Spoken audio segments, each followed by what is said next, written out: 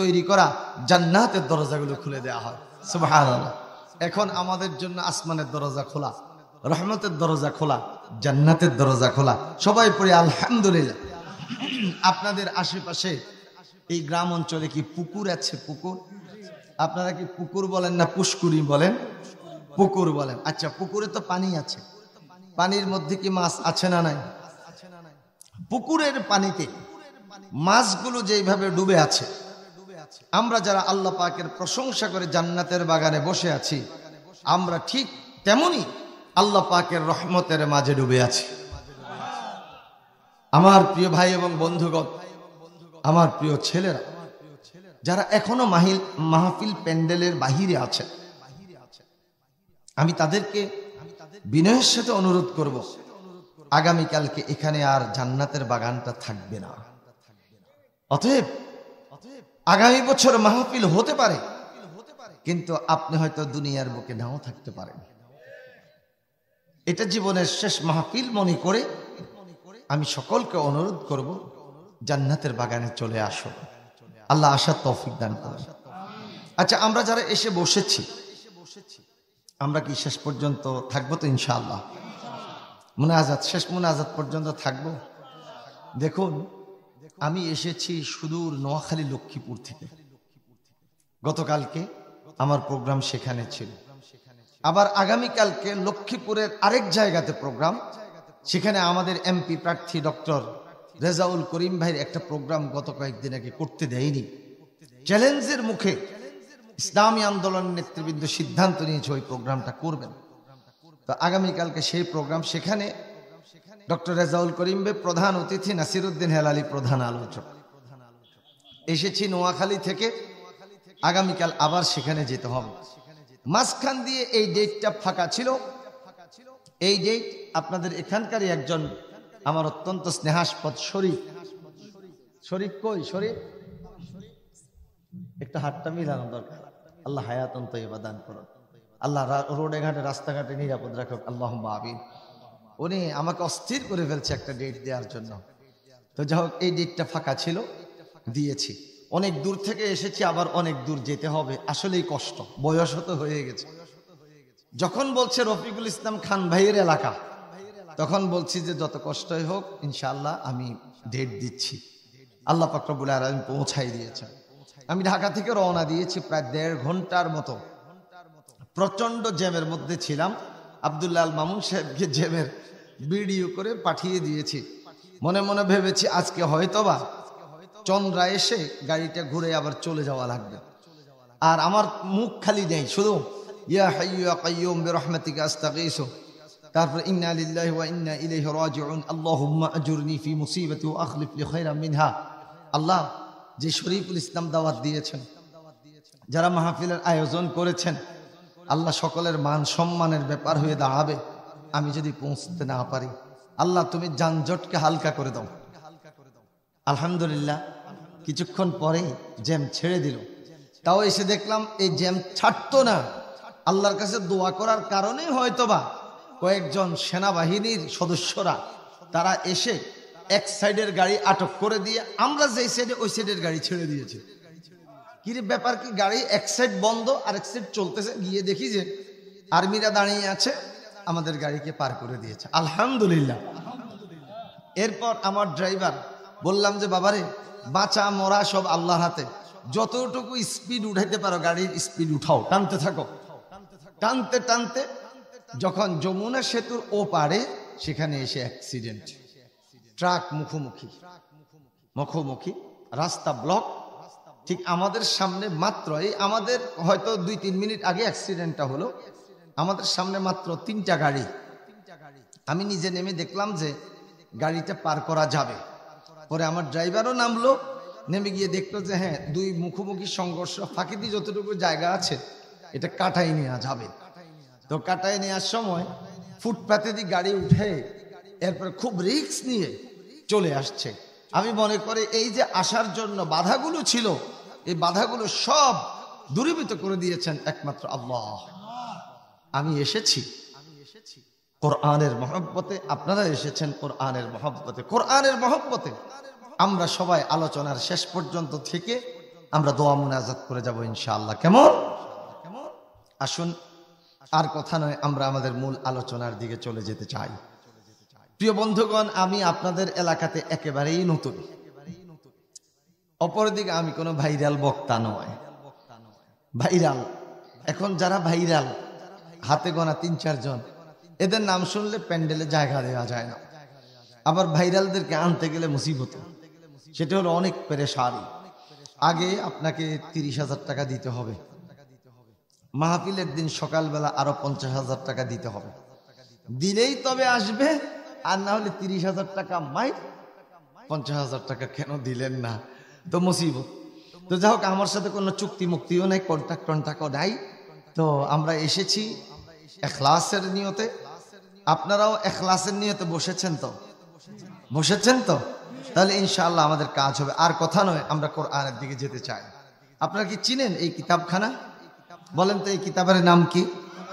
মাশাআল্লাহ, একটু জোরে বলেন।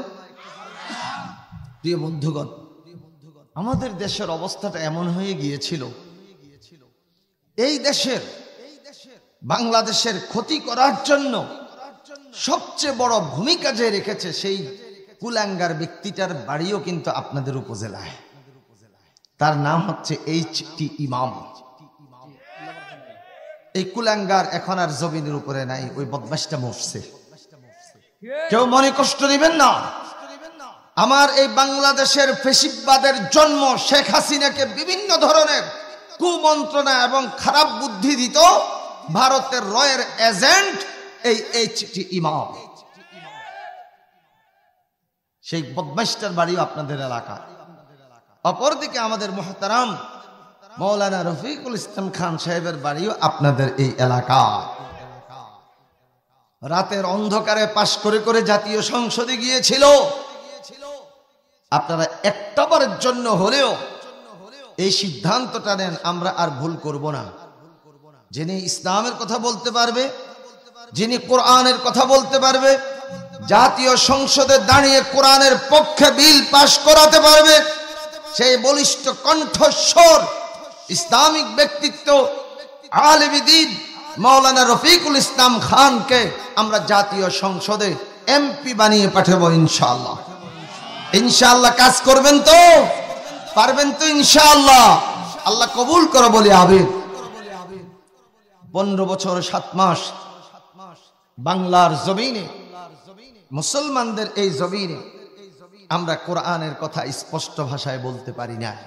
আমরা যখন এই স্টেজে উঠি, বড় নেতা, মেজু নেতা, সেজু নেতা, ছোট নেতা, খুচরা নেতা, পাতি নেতা সব হাজির।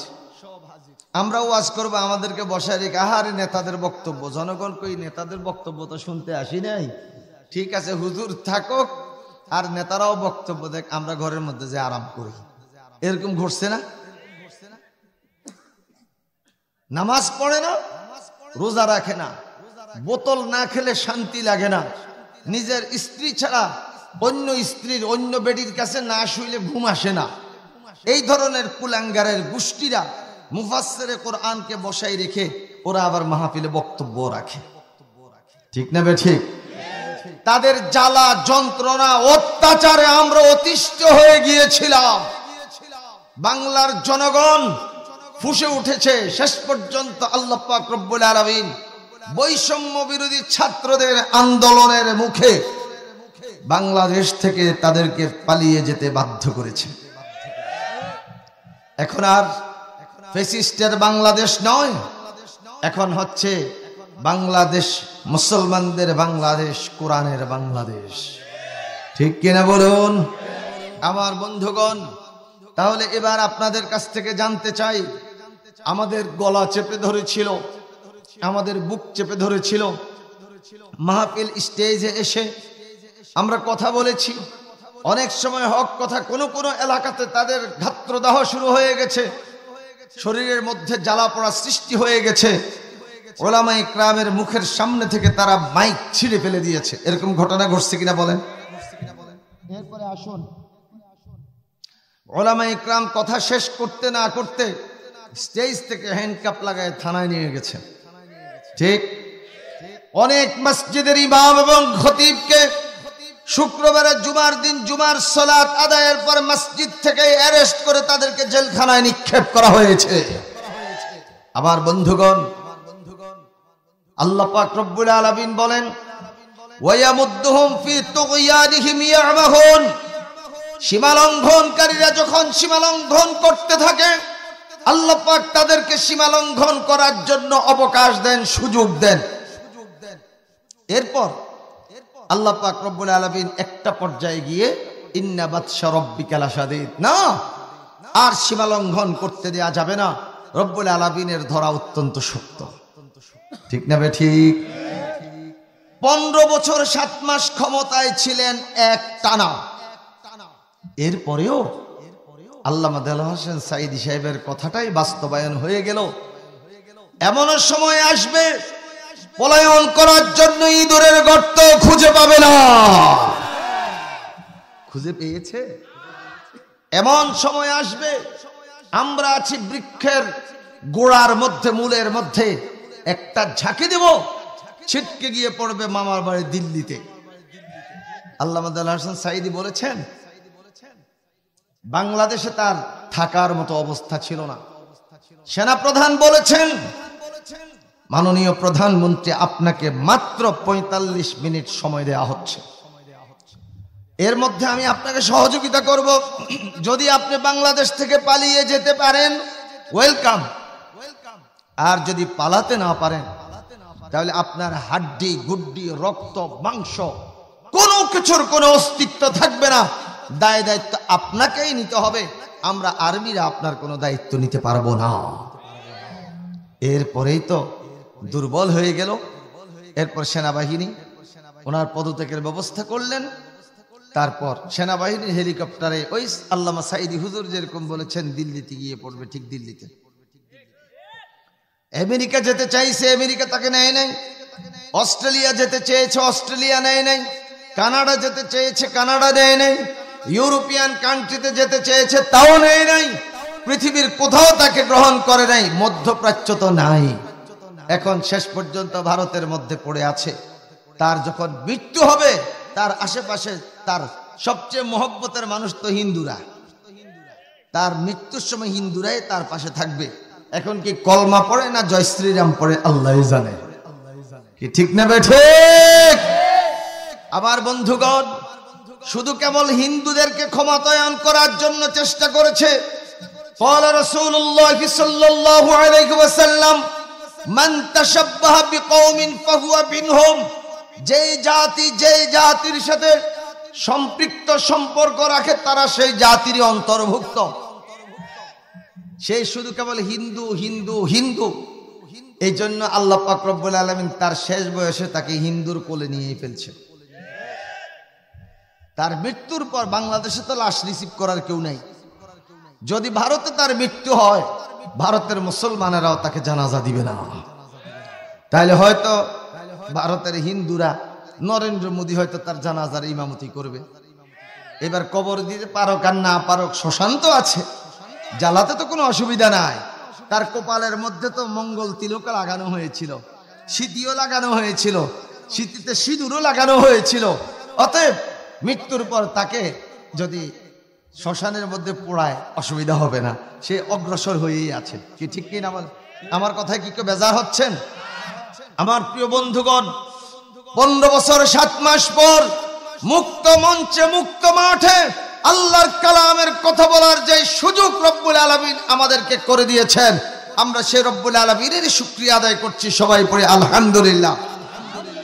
আমাদেরকে দীর্ঘদিন তাকবীর দিতে দেয় নাই। আল্লাহু আকবার নাকি জঙ্গিবাদের স্লোগান। আপনাদের এখানে যদি কোনো মুসলমানের সন্তান জন্মগ্রহণ করে, ছেলে হোক অথবা মেয়ে হোক, আপনারা বলেন তো তার এক কানে আজান আরেক কানে একামত দেয়া কি হয়? হয়। তাহলে এটা জঙ্গিবাদের স্লোগান। আজান এবং একামতের প্রথম শব্দটা কি? আল্লাহু আকবার। একটু বলেন। এটা জঙ্গিবাদের স্লোগান। এরপরে দ্বিতীয়ত, এই বাচ্চাটার বয়স যখন 7 বছর হয় নামাজে দাঁড়া করানো হয়। নামাজটা শুরু করে আল্লাহু আকবার দিয়ে, ঠিক? তাকবীরে তাহরিমা বলেন কি দিয়ে? আল্লাহ আল্লাহু আকবার, জঙ্গিবাদের স্লোগান। এবার আসুন আমরা ঈদের নামাজ পড়ি অন্য নামাজের মতোই, কিন্তু ব্যতিক্রম 6 তাকবীর, ঠিক না ঠিক? সেই 6টা তাকবীর কি? জানাজা আমরা পড়ি তাকবীর কয়টা? 4টা। কয় তাকবীর? 4টা। সেই জানাজার তাকবীর গুলো কি? এই আল্লাহু আকবার তারা সহ্য করতে পারতো না, কারণ তাদের রন্ধ্রে রন্ধ্রে শয়তান বসেছিল, ঠিক না ঠিক? আমরা যে এত সুন্দর একটা পরিবেশ পেয়েছি, সেই জন্য শুকরিয়া তান আমরা এখন এই মুহূর্তে আমরা রব্বুল আলামিনের সন্তুষ্টির জন্য 3টা তাকবীর দিয়ে আমরা আমাদের মনটাকে একটু পাতলা করতে চাই। রাজি আছেন তো ইনশাআল্লাহ? প্রথম তাকবীরটা হবে 40-এর উপরে বয়স যাদের, তারা দিবেন। দ্বিতীয় তাকবীর 40-এর নিচে যারা, তারা দিবেন। তৃতীয় তাকবীর 40-এর উপরে নিচে সবাই মিলে। পারবেন তো ইনশাআল্লাহ? তাহলে যাদের বয়স 40-এর উপরে আপনারা একটু প্রস্তুতি নেন।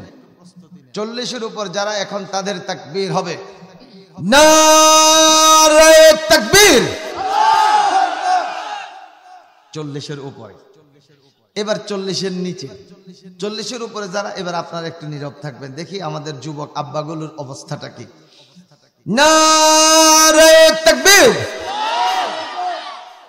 আমি মনে করছি যুবকরা ফার্স্ট হয়ে যাবে, কিন্তু এখন দেখা যায় 40-এর উপরে আর 40-এর নিচে সবাই সমান সমান হয়ে গেছে। আলহামদুলিল্লাহ পড়ি, সমান সমান। এবার আসুন সবাই মিলে আমরা আর একটা তাকবীর দিব, নারে তাকবীর। আল কোরআনের আলো। কি বলছেন? ঘরে ঘরে, ঘরে ঘরে তো জ্বালাইছেন। রমজান মাস আসলে 27 রমজানের সময় যারা কোরআনের বিরোধিতা করে, ওরা হুজুর আমার বাসায় 5 খতম কোরআন তেলাওয়াত করা হয়েছে, তাহলে ওদের ঘরেও তো কোরআনের আলো জ্বলছে। এমনি কোরআনের হুকুমত প্রতিষ্ঠিত হোক এটার বিরুদ্ধে, এমনি কোরআন তেলাওয়াত করেছে, তাহলে ঘরে ঘরে কোরআনের আলো জ্বলছে। এখন সংসদে জ্বালাতে হবে, ঠিক না ঠিক? আল কোরআনের আলো। কোরআন আছে যেখানে, কোরআন নাই যেখানে, গান বাদ্য যেখানে, ইয়াবা আছে যেখানে, মদ জুয়া যেখানে, কোরআন আছে যেখানে, নারে তাকবীর। মাশাআল্লাহ। আমি, আমার মনে হচ্ছে যেন এই সিরাজগঞ্জের এই ভূখণ্ডে আল্লাহ পাকের ইমানদার বান্দাদেরকে নিয়ে বসেছি। আল্লাহ তুমি কবুল করো। আসুন আপনাদের খেদমতে আমি পবিত্র কোরআনুল কারীমের 9 নাম্বার সূরা, আমার বাবারা ভাইরা ছেলেরা বলুন কত নাম্বার? 9 নাম্বার সূরা। সূরাটার নাম হচ্ছে সূরা আত-তাওবা। সূরাটার নাম এমন একটি সূরা যেই সূরার শুরুতে বিসমিল্লাহির রহমানির রহিম নাই। কেন বিসমিল্লাহির রহমানির রহিম নাই? বারাআতুম মিনাল্লাহি ওয়া রাসূলিহি। আল্লাহ পাক রব্বুল আলামিন এবং তার রাসূল কাফের এবং মুশরিকদের সাথে সম্পর্ক ছিন্ন করেছেন, বদদুয়া দিয়ে শুরু হয়েছে। এখন বিসমিল্লাহির রহমানির রহিম, রহমানুর রহিমের নামে তার বদদুয়া শুরু করা যায় না, সেই জন্য এই সূরার শুরুতে বিসমিল্লাহ নাই। আরেকটা সূরার মধ্যে বিসমিল্লাহ 2 বার, যার কারণে কোরআনুল কারীমের মধ্যে বিসমিল্লাহ 114 বার ঠিকই আছে। সুবহানাল্লাহ বলেন। এক সূরাতে নাই, আরেক সূরাতে 2 বার। তো আমরা আজকে যে সূরা থেকে তেলাওয়াত করছি সূরা আত-তাওবা।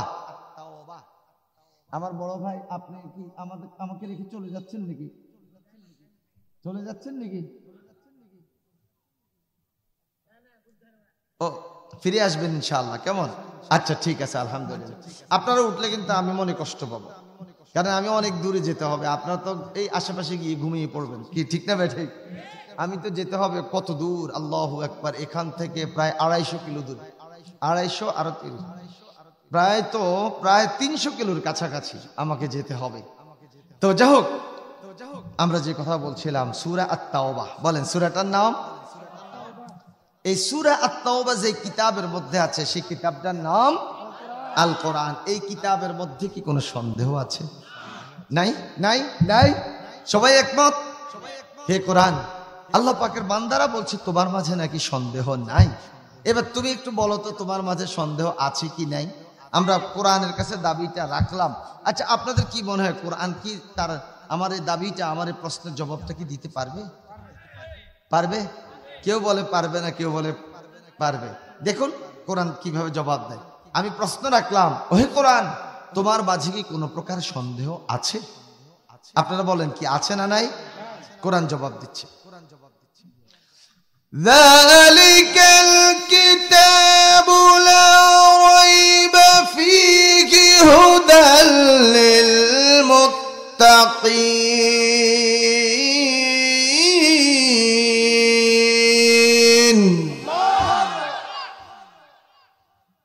এটি এমন একটি কিতাব যেই কিতাবের মধ্যে কোনো প্রকারের সন্দেহ নাই। হুদাল্লিল মুত্তাকিন, আর তা মুত্তাকিদেরকে পথ দেখায়, পথ প্রদর্শক। আমি যখন এই আয়াতে কারিমা তেলাওয়াত করে থেমে গেলাম, আমি কিন্তু আপনাদেরকে কিচ্ছু বলি নাই। আমি থামার সাথে সাথে আপনারা জোরে সোরে একটা আওয়াজ দিয়ে ফেলছেন। কি বলেছেন বলেন তো? হে কোরআন, আমি তেলাওয়াত করলাম তোমার থেকে সূরা বাকারার 2 নম্বর আয়াত, কিন্তু আল্লাহর বান্দারা কেন আল্লাহু আকবার বলেছে? তোমার এই আয়াতে কারিমা তেলাওয়াত শুনে কোরআন তুমি একটু বলো। প্রশ্নটা রাখলাম কার কাছে? কোরআনের কাছে। কেন আপনারা আল্লাহু আকবার বলেছেন? কোরআন জবাব দিয়ে দিচ্ছে, وَإِذَا تُلِيَتْ عَلَيْهِمْ آيَاتُهُ زَادَتْهُمْ إِيمَانًا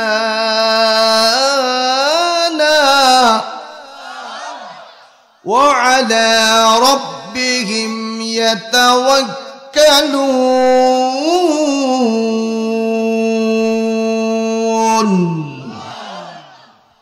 যখন ইমানদার ব্যক্তিদের সামনে কোরআন তেলাওয়াত করা হয়, তখন ইমানদার ব্যক্তিদের ইমানটা বেড়ে যায়।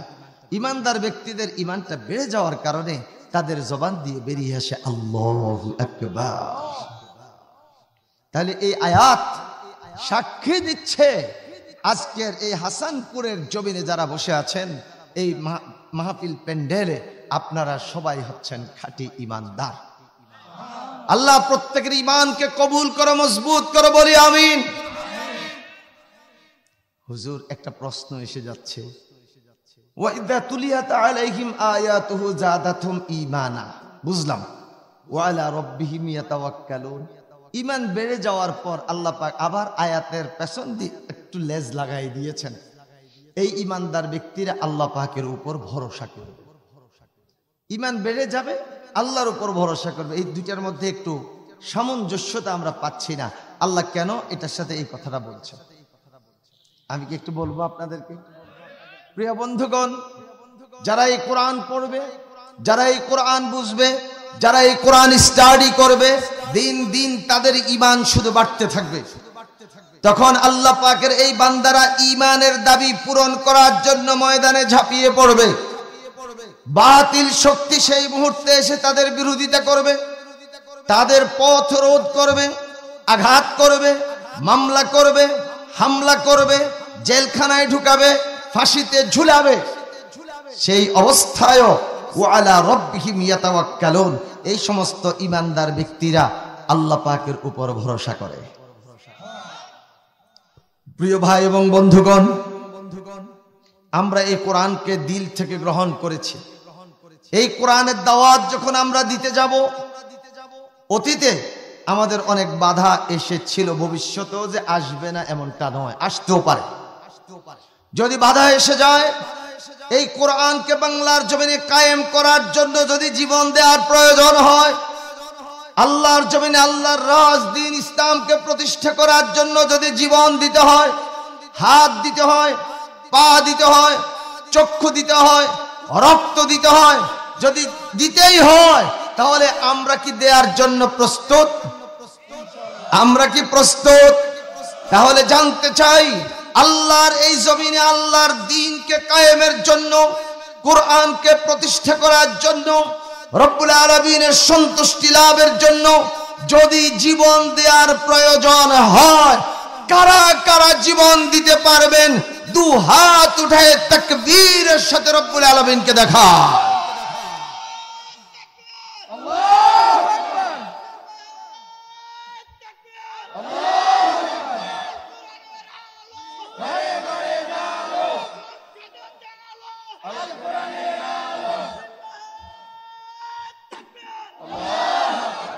মাশাআল্লাহ, আমার বিশ্বাস আপনারা কোরআনের খাদেমকে সংসদে পাঠাতে পারবেন।